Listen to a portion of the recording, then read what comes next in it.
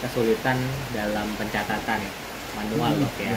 Kadang-kadang kita letaknya di mana pun kita lupa bukunya tadi ya kan. Kalau kedua mungkin bisa pakai sistem komputer di file Excel misalnya. Ini akan muncul recordingnya seperti ini. Nah, ini yang 9002 tadi ya, yang kita baca tadi.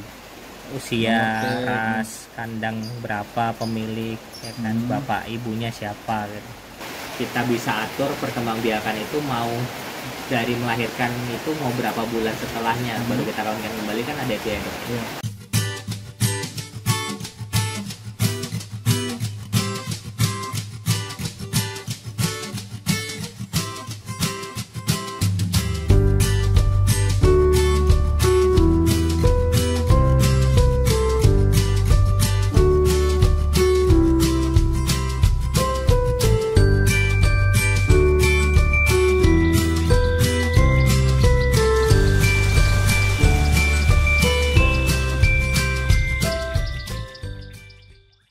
Tantangan kita untuk recording ini adalah identifikasi ternaknya dok. Ini kan berhubungan dengan identifikasi. Bagaimana identifikasinya ini, alat yang menjadi pengidentifikasinya itu tidak mudah terlepas dari hewannya, kan gitu ya. Makanya kalau di kucing tadi memang kayaknya memang di chip ya. Di chip memang dia terbawa langsung di kucingnya, ya kan. Ya amit-amit mana tahu hilang, kalau di scan kita pegang suratnya jelas itu milik kita kan, kan gitu. Seperti itu.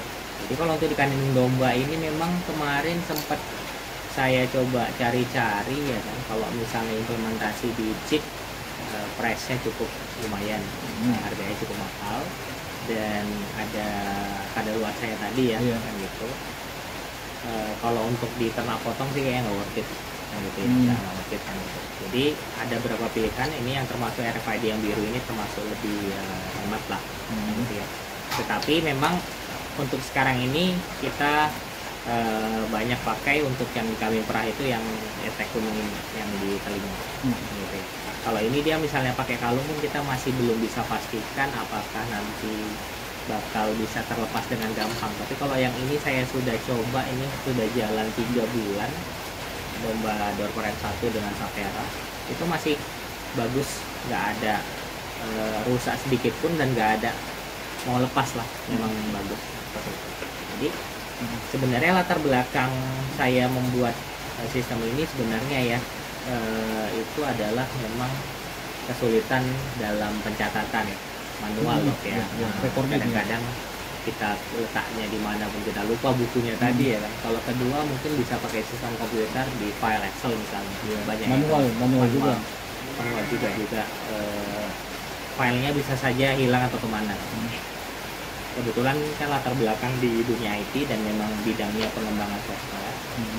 Saya lihat memang di negara-negara lain itu sudah menerapkan, tetapi ada beberapa batasan-batasan lah yang dimiliki oleh aplikasinya, khususnya dia banyak yang memang berjalan di aplikasi versinya desktop, memang di komputer.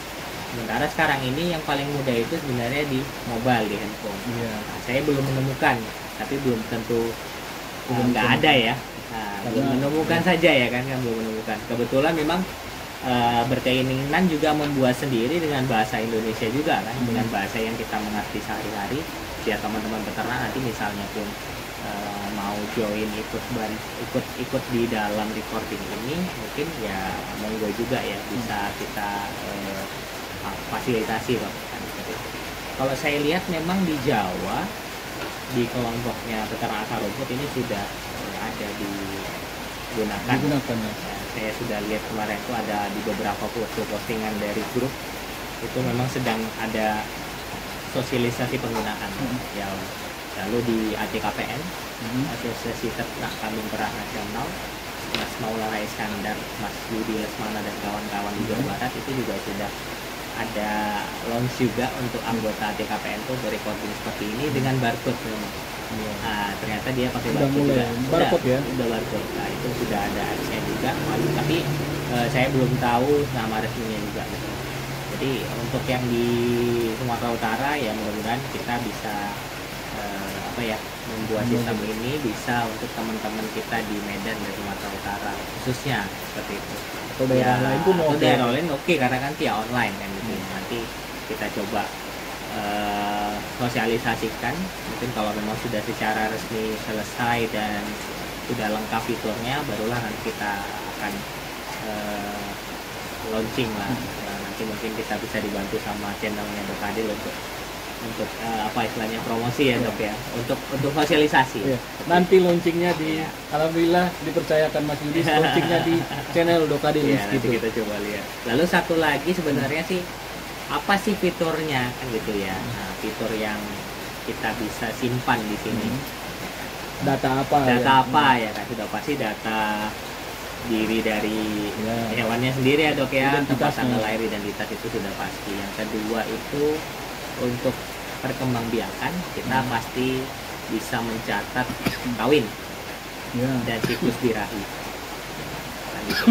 Jadi siklus birahi sendiri kami ambil sebagai fitur karena saya sendiri mungkin sebagai peternak pemula itu tidak begitu paham secara kasat mata melihat mana ternak yang birahi, tanda-tandanya gitu ya. Jadi sehingga mungkin kadang-kadang ada case-nya itu telat kawin, telat mengawinkan. Jadi dari hasil belajar sama teman-teman ya, dari dokter hewan juga ya kan, dokter Bobi, dokter Adil, teman-teman saya peternak, itu kan dikasih tahu lah bagaimana ciri-ciri dari kambing domba yang sedang birahi. Jadi kita mengharapkan anak kandang yang sehari-hari marah susu, sehari-hari mengamati ternak, itu melihat satu hari saja misalnya dia birahi, kita langsung catat. Kita langsung catat biar supaya next misalnya kita mau mengawinkan, kita sudah tahu gambarannya berapa hari Dok kira-kira Dok biasa siklusnya? 21 hari. 15 hari. 15 ke 21 hari ya. Nah, kisarannya seperti itu. Berarti di masa tersebut mungkin kita akan kolonikan, atau mungkin ya kita akan rutin setiap hari mungkin dikawinkan misalnya. Mendekati ke 21 hari. Dan ada juga ternyata tuh, kalau yang saya lihat juga sama saya dengar dari teman-teman, mungkin saja dia birahi tapi nggak ngeluarin tanda-tanda. Namanya silent hit. Tapi kalau kita kawinkan pasti tingkat keberhasilannya tinggi. Cuman gejalanya nggak tanda-tandanya nggak muncul. Tapi karena kita tadi sudah catat yang tanda-tandanya muncul, kita udah tahu nih ini udah waktunya, dan nanti di sistem mungkin akan membuat sebuah to-do list atau seperti report yang akan birahi selanjutnya. Jadi dia ternaknya ID-nya berapa, berada di kandang berapa. Jadi kita bisa siap-siap nih untuk mengawinkan dia. Apakah memang sudah bulannya untuk kawin kan gitu Dok? Kan ada juga sih, kita bisa atur perkembangbiakan itu mau dari melahirkan itu mau berapa bulan setelahnya baru kita kawinkan kembali, kan ada sih ya Dok. Seyogiannya berapa bulan Dok? 2 periode. Sesudah melahirkan 2 periode, maksudnya 2 kali siklus birahi. 2 kali siklus birahi berarti kurang 4 siklus birahi kedua itulah kawin. Berarti kita di sini sudah dapat juga ya, dan di aplikasi kita bisa set. Berarti benar-benar notifikasinya itu akan muncul alarmnya nanti ketika 2 kali siklus birahi baru dikawinkan setelah melahirkan. Oke, lanjut ngawin nih. Ketika kawin kita catat tanggal kawin dari sistem.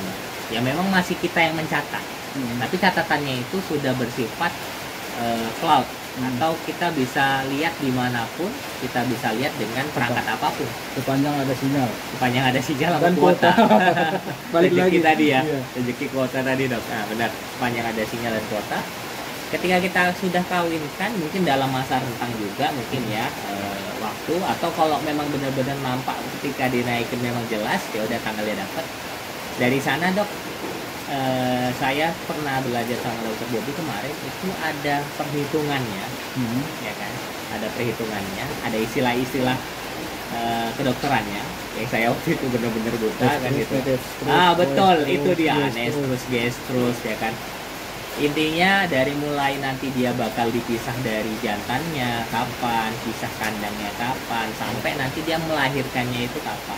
Kita setting di aplikasi sesuai dengan settingan untuk siklus kambing domba ya. Berarti sebenarnya bisa untuk lain juga, tapi kita kambing domba lah kita setting di sana. Nanti langsung muncul tuh tanggal kawin, nanti tanggal melahirkannya berapa, kapan. Nanti di dashboard depannya sudah pasti nanti akan ada report lagi yang akan melahirkan selanjutnya. Sehingga kita bisa mempersiapkan indukan ini tadi benar-benar sudah bisa kandang dari koloni misalnya, dan memang masuk ke tahap untuk persiapan melahirkan. Tentu saja pakan pun harus di flushing tadi ya. Kita berarti sudah tepat, kita akan tahu momennya ya. Betul, momennya tadi 1 bulan sebelum melahirkan sudah kita flushing itu kan gitu. Dan memang pisah tadi kan meminimalkan keguguran. Kalau misalnya dia gabung sama yang lain nanti takutnya di tanduk-tanduk jadi terakhir. Ya kalau ini sih menurut saya ya masih relatif penting tidak penting, maksudnya ya ada yang memang luar tentang itu, atau ada yang memang nggak masalahnya itu ya ini pribadi, pendapat masing-masing ya dok. Kalau saya mau ambil kita best practice dalam beternaknya sih harusnya kita ikuti aturan ini. Secara kedokteran kan juga disarankan ya dok. Oke. Melahirkan kita akan catat anaknya lagi jadi recording lagi pakai chip lagi. Nah, mungkin nanti kita coba cari, sebenarnya saya pinginnya AirTag yang model langsung tindih, yang kuping langsung lipat gitu, tapi dia dalamnya ada RFID. Nah ya belum saat ini ada, tapi kalau kita mungkin bisa pesan dari pabrikan di China ya bisa saja dibuatkan ya.